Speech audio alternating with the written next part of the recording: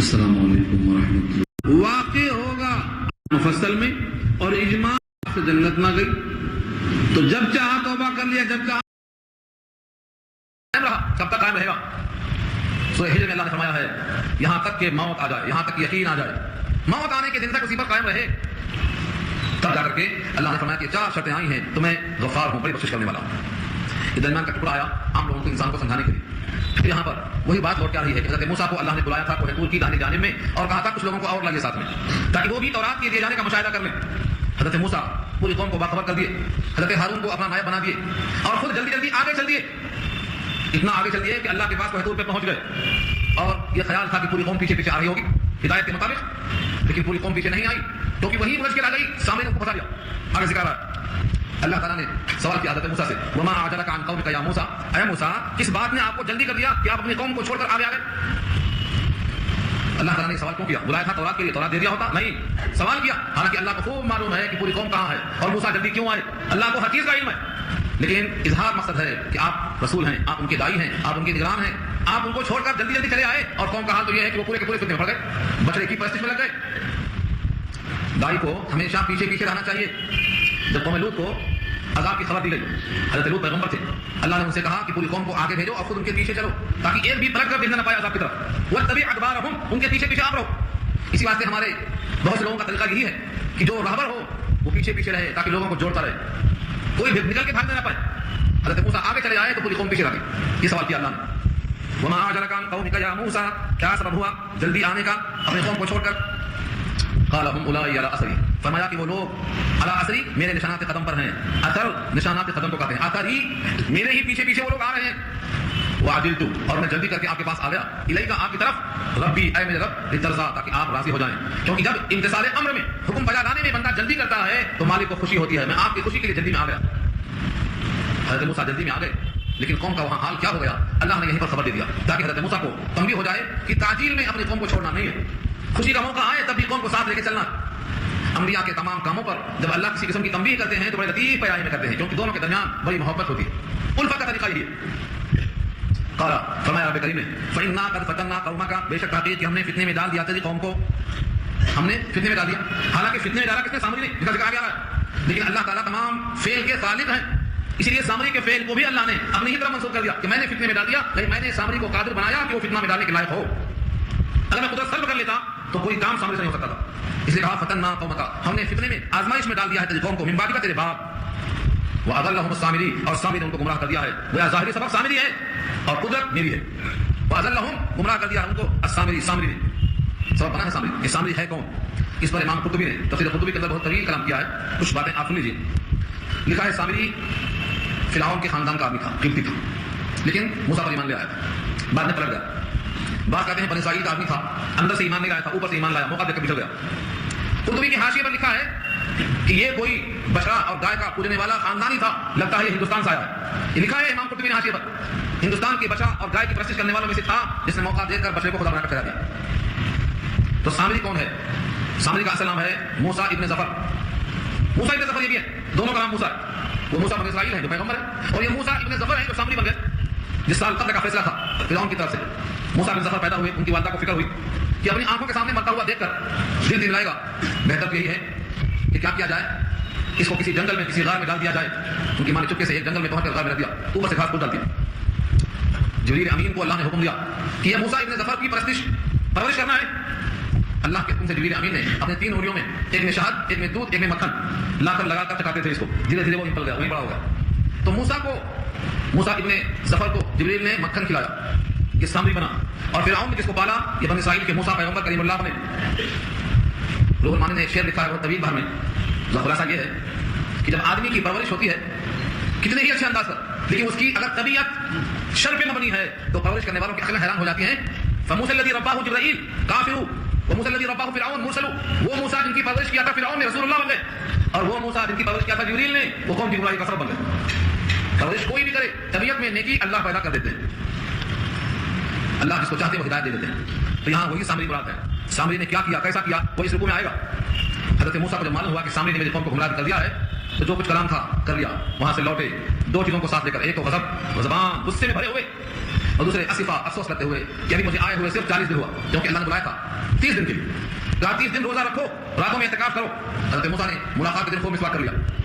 اللہ نے کہا وہ جو بو تھی اٹھتی ہوئی روزہ رکھنے کی وجہ سے وہ تو ہم کو مجھ سے زیادہ پسند ہے، مسواک کر کے اس کو ظاہر کر لیا، 10 دن کے روزے بڑھا دیا اللہ نے۔ اتممناها بعشر فتم ميقات ربه 40 ليلة، سورہ اعراف میں بتا چکے ہیں، 10 دن بڑھا دیا، 40 دن پورے ہو گئے۔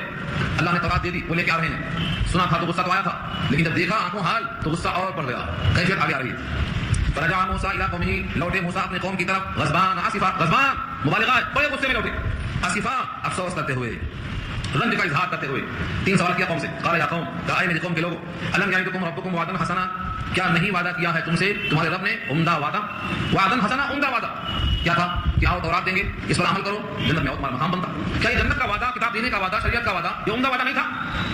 دوسرا سوال، افطال علیکم العہد وام اردتم ان یحل علیکم غضب من ربکم، افطال کیا طویل ہو گئی علیکم تم پر، العہد مدت صرف 30 دن یا 40 دن، اتنا لمبا وقت نہیں تھا کہ ہم بھول گئے اور تم نے اپنے کام میں لگ کر کے سمجھ لیا کہ موسیٰ نہیں آئیں گے، طویل مدت تو نہیں تھی۔ ام اردتم، یا تم نے ارادہ ہی کر لیا تھا، ان یحل علیکم غضب من ربکم، کہ اتر پڑے تم پر غضب تمہارے رب کا، فاخلفتم موعدی، پھر تم نے خلاف ورزی کر دی میرے وعدے کی۔ 3 میں سے ایک ہونا چاہیے، یا تو رب کا وعدہ عمدہ نہیں، یا تو مدت بہت طویل ہو گئی تم برداشت نہیں کر سکے، یا پھر تم نے جان بوجھ کے مخالفت کر کے خدا کی طرف دعوت دے دی ہے۔ بتاؤ 3 میں سے صحیح کیا ہے؟ قوم نے کہا، قالوا، پوری قوم نے کہا، ما اخلفنا موعدک بملکنا، نہیں مخالفت کیا ہم نے آپ کے وعدے کی، بملکنا، ملک اور ملک دونوں آتا ہے، ہماری قدرت سے ہم نے مخالفت نہیں کی، یعنی ہم نے اختیار سے مخالفت نہیں کی، بلکہ ہم پر ایک دھوکہ کیا گیا، ہم کو مجبور کیا گیا، کیسے؟ ولکننا حملنا اوزارا من زینۃ القوم، لیکن ہم لاد کر لائے گئے تھے بوجھ قوم کی زینت میں سے، ولکننا، لیکن ہم، حملنا حمل سے بنا ہے، حملنا لادے گئے ہم، اوزار وزر کی جمع ہے بوجھ، من زینۃ القوم، قوم کی زینت کے یعنی زیور کے۔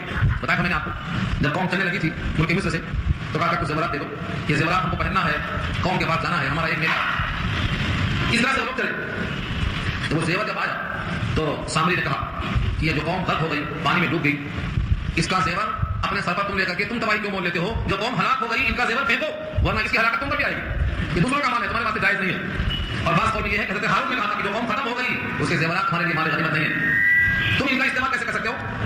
اگر تم نے لڑائی کی ہوتی، جنگ کی ہوتی، مقابلہ کیا ہوتا، مال غنیمت ملتا، تب تمہارے واسطے حلال ہوتا، لیکن وہ بھی تو امت محمدیہ کی خصوصیت ہے، پہلی امتوں کے لیے مال غنیمت حلال نہیں تھا، میدان رکھتے تھے، آگ آتی تھی، کھا لیتی تھی، لہٰذا کسی بھی حال میں تمہارے واسطے یہ حلال نہیں ہے، ایک گڑھا کھودو وہاں پہ، پوری قوم نے گڑھا کھود کر سونے چاندی کے زیورات وہاں ڈال دیے، نہ وہ اشارہ، فقذفناها، ہم نے پھینک دیا، کہاں پھینکا؟ فقذفناها، سامنے کے کہنے سے ہم نے آگ میں ڈال دیا کہ جل جائے، پورا پگھل کر ایک جسم بن جائے۔ حضرت ہارون علیہ السلام نے دیکھا کہ سامنے بھی کچھ لے کے ہاتھ میں آ رہا ہے، انہوں نے سمجھا کہ سامنے بھی کوئی زیور ہے پھینکنے جا رہا ہوگا، سامنے نے کہا میں بھی پھینک دوں، کہاں پھینکوں؟ کہا میری یہ خواہش ہے کہ آپ دعا کرتے ہیں اللہ سے کہ جو میری تمنا ہے وہ اللہ پوری کر دے۔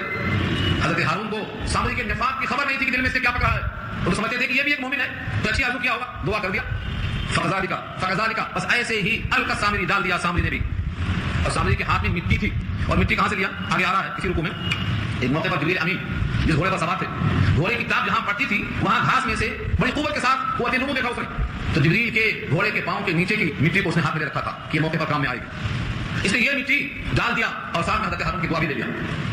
اس طرح کیا ہوا؟ ایک بچڑا تیار ہو گیا، دل میں خواہش تھی بچڑا کی، کیونکہ بچڑا پرستش کرنے کا اس کو شوق ہو رہا تھا، کیونکہ خاندان تھا یہ، بچڑے کی پرستش اس کے فطرت میں تھی۔ اللہ نے مقام پہ کہا ہے کہ جس کے دل میں بچڑے کی محبت ہے، محبت دل میں اڈیل دی گئی تھی، تو یہ محبت سے بچڑا تیار کر دیا۔ فاخرج لهم عجلا جسدا له خوار، بس نکالا لوگوں کے لیے سامری نے ایک بچڑا، عجل کے معنی بچڑا، کس کا تھا بچڑا؟ یہ اسے سونے چاندی کا، جسدا جسم، له خوار، اس کے لیے بچڑے کی آواز تھی، بچڑے کی آواز کو دیکھ کر کے اس نے شروع کر دیا بولنا، فقالوا، کہنے لگا ھذا الہکم، یہ ہے تمہارا معبود، وہ الہ موسیٰ، اور موسیٰ کا معبود، فنسیا، موسیٰ کہیں بھول کر چلے گئے، پوری قوم کو بچڑے کی پرستش پر آمادہ کر دیا۔ انسان کی عقل جب ماری جاتی ہے تو وہ اپنے عقل کا صحیح استعمال نہیں کر سکتا۔ اللہ نے ایک ہی آیت کا تذکرہ کیا، اس قوم نے کیا دیکھا؟ بچڑے میں صرف آواز تھی، وہ آواز کیسی تھی؟ لکھا ہے جب ہوا کہیں داخل ہوتی ہے اور نکلنے کے لیے راستہ تنگ ہوتا ہے تو اس کے نکلنے میں ایک قسم کی آواز ہوتی ہے۔ آپ کھانا کھاتے ہیں، کھانا کھاتے ہوئے لقمے کے درمیان کچھ نہ کچھ ہوا بھی آ جاتی ہے، اور جب ہوا یہ نکلتی ہے تو ہلکی سی آواز بھی نکلتی ہے مخرج کی تنگی کی وجہ سے، بس یہ قسم کی ایک آواز تھی، بچڑے کی آواز آ رہی تو اس نے کہا دیا کہ یہ خدا ہے۔ پوری قوم نے یہ نہیں سوچا کہ خدائی کا تعلق بچڑے کی آواز سے کیا ہے، کیا جہاں جہاں بچڑے کی آواز آئے وہ خدا بن جاتا؟ یہ کسی کو دماغ میں نہیں آیا کہ خدائی اور چیز ہے، بچڑے کی آواز اور چیز ہے۔ اللہ تعالیٰ نے جب کسی قوم کی ہدایت کا فیصلہ کیا ہے تو راستہ بھی کھل جاتا ہے، عقل بھی کام کرتی ہے۔ اللہ نے ہوا سے پیغام دیا، دیکھو افلا یرون، کیا وہ لوگ دیکھتے نہیں، کیا وہ لوگ سمجھتے نہیں، اللہ یرجعو الیہم قولا، کہ وہ بچڑا ان کی طرف بات کا جواب دینے پر قادر نہیں، لا یرجعو نہیں لوٹاتا ہے الیہم ان کی طرف قولا کوئی بات، جب بچڑا ان کی طرف بات کا جواب دینے پر قادر نہیں ہے تو ایک محض آواز ہے، اس کا خلاص تعلق کیا ہے، مجھے خدا کیسے مان لیا؟ اور جو جواب دینے پر قادر نہیں ہے وہ نفع نقصان پر کیا قادر ہوگا؟ جو آپ سے سوال جواب نہیں کر سکتا، آپ سے بات چیت نہیں کر سکتا، وہ بھلا خدائی پر قادر کیسے ہو سکتا؟ ولا یرجعو، اللہ یرجعو الیہم قولا، کہ وہ بات نہیں کرتا، بات کا جواب نہیں دیتا، ولا یملک لهم، اور مالک نہیں ہوتا ان کے لیے، ضرر ولا نفع، ضرر کا مالک، نفع کا مالک، جو بات کا جواب دینے پر قادر نہیں وہ ضرر کا بھی مالک نہیں، نفع کا بھی مالک نہیں۔ یہاں سے ہمارے علاقے میں آپ دیکھتے ہوں گے بہت سے لوگ نفع اور ضرر دو چیزوں کو دھیان میں رکھتے ہیں، سانپ کی پوجا کیوں؟ اس میں ضرر ہے، گائے کی پوجا کیوں؟ اس میں نفع ہے، دودھ ہے، تو جہاں بھی نفع دیکھا جھک گئے اور جہاں دیکھا نقصان ہے وہاں بھی جھک گئے۔ اللہ فرماتے ہیں یہ نفع اور نقصان جھکنے کا ذریعہ جو بناتے ہیں ان کی کوتاہ عقل یہ نہیں دیکھتی کہ ان میں نفع کس نے رکھا، اس میں نقصان کس نے رکھا۔ دودھ میں نفع نظر آیا لیکن دودھ کے ایک طرف گوبر اور ایک طرف خون، بیچ میں سے دودھ نکالنے والا وہ قادر مطلق ان کو نظر نہیں آیا۔ سانپ میں زہر پیدا کرنے والا خالق نظر نہیں آیا۔ تو دنیا والوں نے نفع نقصان تو دیکھا لیکن کسی بھی مخلوق میں یہ نفع نقصان کی قوت دینے والا رب کو نہیں نظر نہیں آیا۔ اس وجہ سے لوگ مخلوق کی پوجا میں لگے ہوئے۔ جس دن معلوم ہو جائے گا کہ ان کا ایک خالق ہے اور ان تمام کا ایک ہی خالق ہے، وہی حقدار ہے بندگی کا، تو سب کی سزا خود ایک ہو جائیں گی۔ یہ بتانے